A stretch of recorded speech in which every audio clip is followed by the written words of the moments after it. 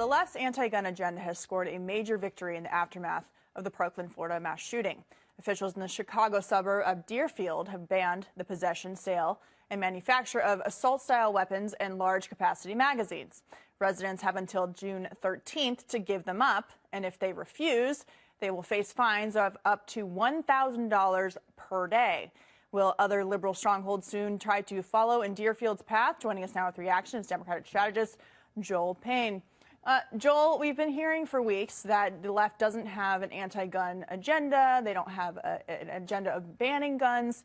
But yet here we are with Deerfield, Illinois, not just banning, quote, assault rifles, which really is a loaded political term. We're talking about semi-automatic sporting rifles here, but a number of other accessories that they deem as military style.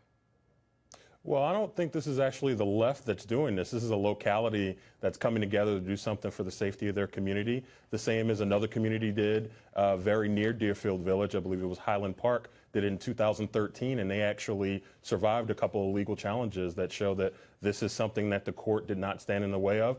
It follows suit with what Florida did in the aftermath of the Parkland shooting. These are localities coming together because the national government, because our national leaders have failed to act meaningfully on gun control, on ensuring that we are protecting our citizens from gun violence. Yeah, not everyone was on board with this, though. The majority of people who spoke at the meeting said they were against this measure. I want to play some sound from a woman who was at the meeting who was actually against banning these types of firearms.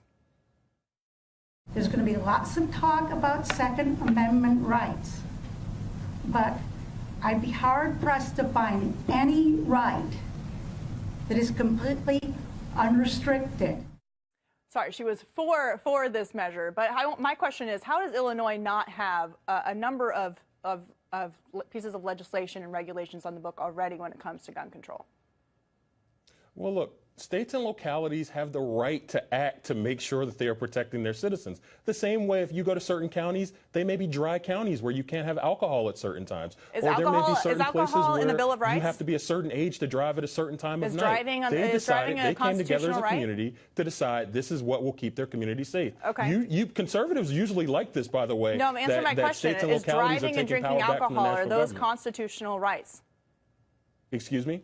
Is drinking alcohol and driving a vehicle, are those constitutional rights?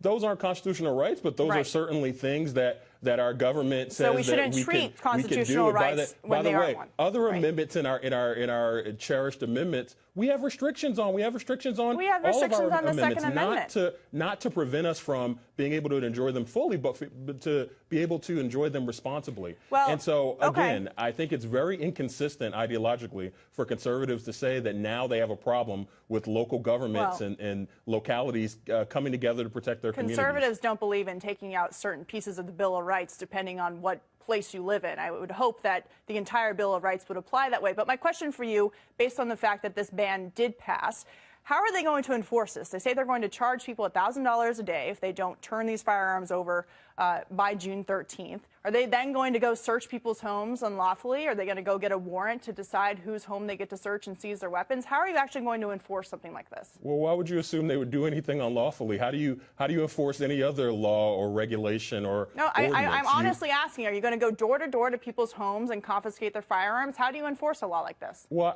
I don't live there, but I imagine it's the same way that you would do anything. For the rest of the country, if there's right? a law against jaywalking, I assume that people, if they're caught jaywalking, are going to be fined or reprimanded. The Second Amendment. It's the same exact thing. No, seriously. I mean, the left talks all about how they don't want to confiscate firearms. They passed legislation like this, which would require law enforcement agents to go into homes. They did the same thing. They acted simply locally raised to the protect age. their They did not citizens do the same thing.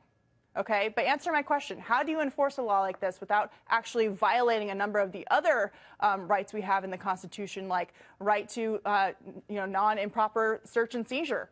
How are they going to enforce this law, and how would they do it across the country?